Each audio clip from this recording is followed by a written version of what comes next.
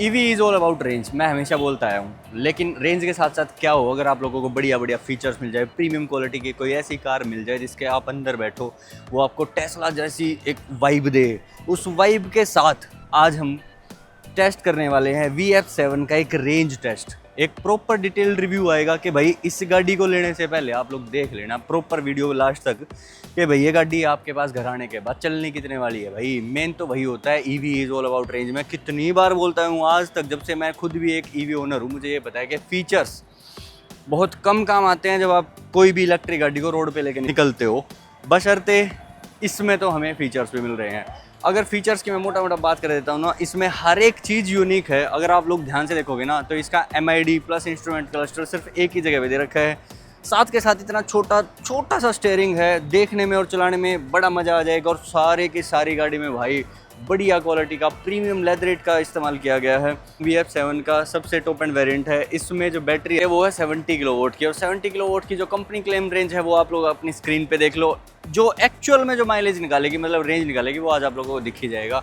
मोटे मोटे फीचर्स क्या है, इसमें फ्लश डोर हैंडल मिलते हैं, टॉप एंड वेरिएंट है, 360 कैमरा मिलता है, मून रूफ जैसी एक वाइब देता है इसका रूफ ग्लास। एक्चुअल में मून रूफ नहीं है क्योंकि वो ओपन नहीं होता, सिर्फ उसको एज एन एसेसरी अगर आपको वो बंद करना है ऊपर से तो एक कर्टेन मिलता है जिसको आपको मैन्युअली ही लगाना पड़ेगा, बशर्ते आप 2 बंदे हो तभी लग पाएगा। 360 कैमरा हो गया है अलग से भाई दिखने वाले, इसके वाइपर्स हैं, एडास लेवल 2 आ गया है। इसके लुक्स आप लोग खुद चेक कर सकते हो। 19 इंचज़ के इसके टायर्स आते हैं। ज़्यादा बात नहीं करते हैं क्योंकि भाई रेंज ही सब कुछ है। तो रेंज टेस्ट करने के लिए हमने गाड़ी एक बार फुल चार्ज लगा दिया। स्टैटिक का है ये चार्जर, 120 किलोवाट का चार्जर है। सपोर्ट करती है ये गाड़ी 110 किलोवाट तक की मैक्सिमम चार्जिंग स्पीड। अभी जो इसने ले रखी है गाड़ी ने वो आप लोग देख सकते हो, 78.5 आया था मैक्सिमम, लेकिन जैसे ही 80% तक गाड़ी चार्ज हुई तो इसने 25% से कुछ इतना ही कैपेसिटी इसको एक लिमिट तक सेट कर दिया कि बस मैं इतना ही लूँगी भाई चार्ज होते टाइम। एनीवे इसको 100% चार्ज होने देते हैं और इसको लेके चलते हैं किसी हाईवे पे और प्रॉपर नॉर्मल बंदों की तरह चलाएंगे गाड़ी। ये नहीं है कि हमें रेंज निकालनी तो ज़्यादा निकालेंगे, ना ना।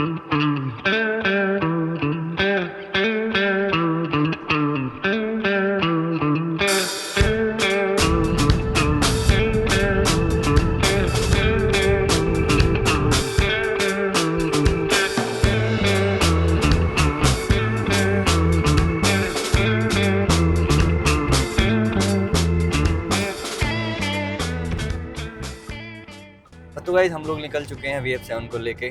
अब हम इसमें ट्राई करेंगे भाई, हम इसको सिटी ड्राइव भी करवाएं गाड़ी को और थोड़ा सा हाईवे ड्राइव भी करवाएं, क्योंकि अगर कंपनी जो क्लेम रेंज करती है, जैसे 527 किलोमीटर ऑलमोस्ट है जी इसकी, तो 527 किलोमीटर अगर मान लो गलती से इस गाड़ी ने चला दिया अपने आप को, तो हम सिटी में तो चला नहीं सकते, हम भी खुद पागल हो जाएंगे भाई। तो हमने इसको सिटी प्लस हाईवे ऐसा ड्राइव सेट किया है कि हम इसके कुछ परसेंटेज है, मान लो 20 से 30% हम करेंगे इसको सिटी ड्राइव, बाकी के ऑलमोस्ट 70% हम इसको करेंगे हाईवे ड्राइव। और इसकी जो हमने स्पीड लिमिट एक सेट कर रखी है, क्योंकि ना ज़्यादा कम करेंगे ना ज़्यादा तेज़ करेंगे। हमने जो इसकी स्पीड जो लिमिट सेट करी है हाईवे पे वो 90 करी है। 80 से लेकर 90 के बीच में वेरी करता रहेगा बाय द ट्रैफिक, के भाई ट्रैफिक ज़्यादा है तो वही 80 के आसपास चलेगी, बाकी नहीं है तो मैं फिर भी अगर कुछ ना भी हो तो 90 पे मैक्स टू मैक्स चलाऊँगा।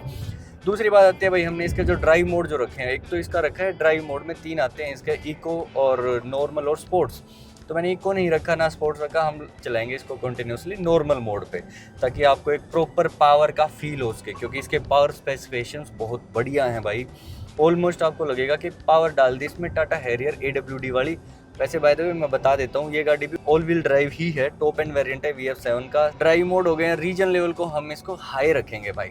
अब मैं मोटा मोटी से एक मैं बात शेयर करता हूँ या फिर अपना एक्सपीरियंस बोल देता हूँ इस चीज़ को कि भाई इस गाड़ी को चलाने का मेरा एक्सपीरियंस कितना है।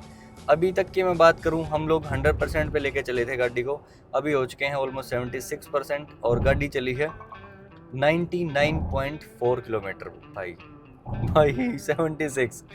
आप लोग ये सोच के देखो, अभी तक का एक मैं कैलकुलेशन दूँ आपको तो 1% पे 4 किलोमीटर चल रही है, तो इस हिसाब से 400 किलोमीटर चलेगी 100% पे, जिसमें कंटिन्यूसली AC ऑन है, वेंटिलेटेड सीट्स जो हैं दोनों के दोनों वे भी ऑन है भाई। प्लस में भाई इसके जो स्टेयरिंग है छोटा है बेशक है, मैंने आप लोगों को बताया था, बट भाई इसकी हैंडलिंग बहुत प्यारी लगी और गाड़ी में वजन फील होता है जब आप इसको चलाते हो।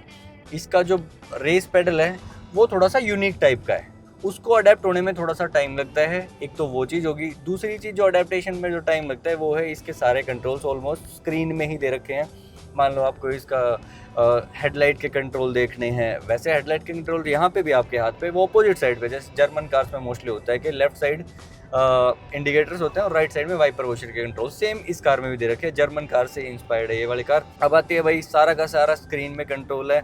अब भाई ये गाड़ी मुझे लगती है पूरी की पूरी ड्राइवर ओरिएंटेड कार। अगर मान लो को पैसेंजर आपके साथ कोई जा रहा है और वो ये सोचे कि भाई मैं थोड़ा बहुत एंटरटेनमेंट ले लूँ या फिर मैं कुछ इसको छेड़खानी कर लूँ इंफोटेनमेंट स्क्रीन के साथ, वो मे भी ना कर पाए। वो क्यों नहीं कर पाएगा? क्योंकि ये थोड़ी सी टिंटेड है ड्राइवर साइड पे। यहाँ पे MID कुछ नहीं देखने को मिलती, इंफोटेनमेंट स्क्रीन प्लस MID इसी बड़ी सी स्क्रीन में ही दे रखा है आपको। अगर आपको HUD अगर आपने गलती से बंद कर दी तो हर चीज़ के लिए आपको इस वाले साइड पे थोड़ा सा झुक के देखना पड़ेगा। इसीलिए इस कंपनी ने बड़ी स्मार्ट तरीके से खेला है कि एक HUD प्रॉपर वे में दे दी, जिसकी आप ब्राइटनेस वगैरह को भी कम तेज़ कर सकते हो।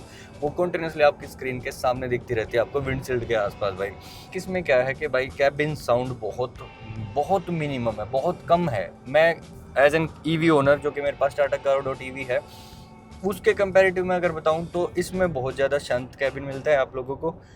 अब तो ये हो गया कि भाई अभी तक का मेरा एक्सपीरियंस, जो कि मैं गाड़ी चला के आया हूँ ऑलमोस्ट 25% तक, इसके बाद भी हम चलाएंगे आज इसको प्रॉपर 100 to 0 ही करेंगे।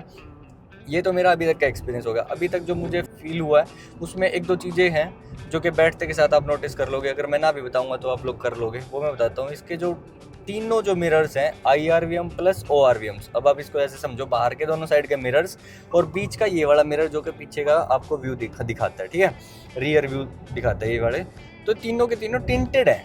मतलब आप इसको बेजलेस फ्रेम IRVM मिलता है आपको अंदर वाला, ये ऑलरेडी टिंटेड है ये।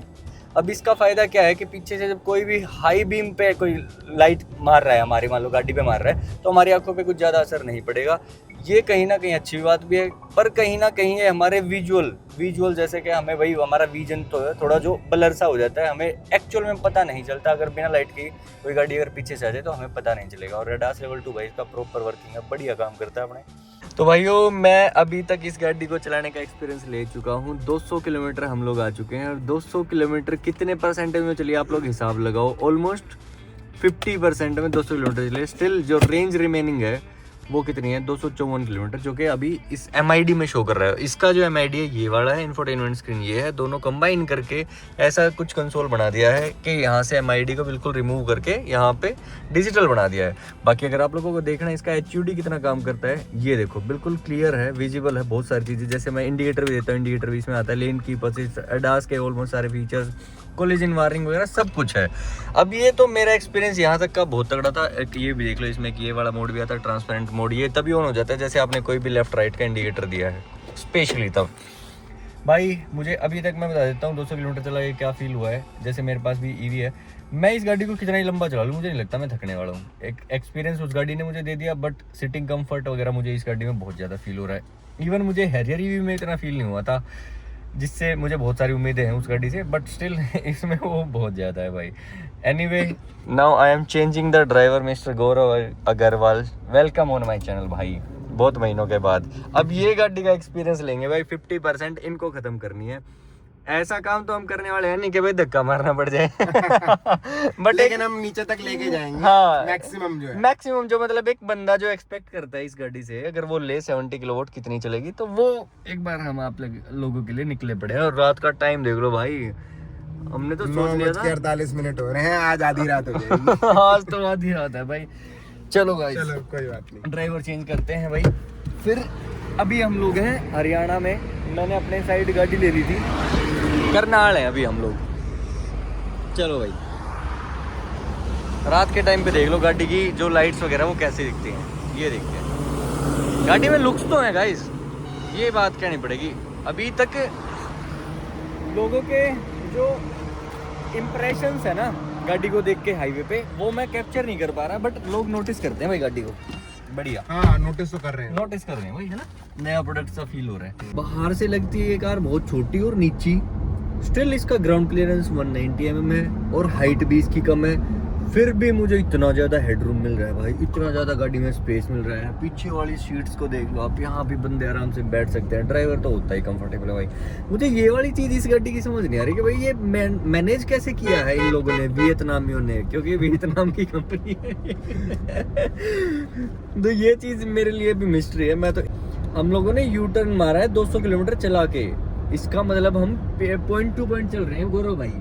अगर मान लो कहीं ना कहीं गाड़ी ने रेंज कम दे दी तो हम खड़े हैं, क्योंकि हमारा जो भी स्टॉपिंग पॉइंट है ना, जहाँ मेरी गाड़ी कार खड़ी है, वो है स्टैटिक का एक चार्जर है, उस पे खड़ी है भाई। और इस वो वीडियो में हो सकता है चांस कि भैया टो करने का भी वीडियो मिल जाए। क्योंकि एग्जैक्ट 200 किलोमीटर से हमने यू टर्न मार लिया, क्योंकि 50% पे पूरा अगर 200 किलोमीटर चलिए तो लास्ट के 50 पे भी भाई 200 ही चलेगी।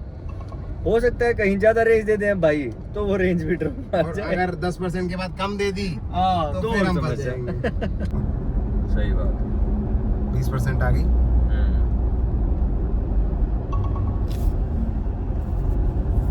तो वही रात का टाइम बहुत लेट हो गया और हमें भूख भी लग गई। वैसे तो हमने इवनिंग में ही खाया था थोड़ा सा लेट, तो अभी तक हम खींच पाए इतनी गाड़ी। एक चीज़ मैं शेयर करता हूँ, इस गाड़ी में देख लो कितनी गाड़ी हमने चला ली। मतलब हमने ये वाली गाड़ी चला ली 321.9 किलोमीटर ऑलमोस्ट, और चार्जिंग ख़त्म हुई है हमारी 17% तक ड्रॉप हो गई है।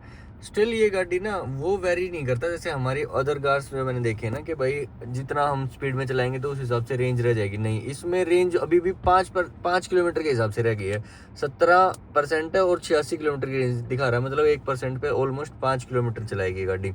पूरा का पूरा रेंज टेस्ट आप बढ़िया तरीके से एक बार एनालाइज करोगे ना, आप लोगों को बताएगी ये गाड़ी कि इसने 5% मतलब सॉरी 1% पे 5 किलोमीटर के हिसाब से ये वाली रेंज शो कर रखी है, जो कि हालांकि फेक है, क्योंकि हमें पता है कि हम 17% तक लेके आए हैं और चली है हमारी गाड़ी 321.9 किलोमीटर। गाइस बैटरी आ गया 13%। और एक चीज़ मुझे स्टिल अभी दिमाग में आया कि मुझे एक टेस्ट और कर लेना चाहिए कि गाड़ी में स्पोर्ट्स मोड एक्टिवेट होता है या नहीं, क्योंकि मेरी गाड़ी जो है उसमें 25% से नीचे SOC जाता है जैसे, तो उसमें स्पोर्ट्स मोड एक्टिवेट नहीं होता।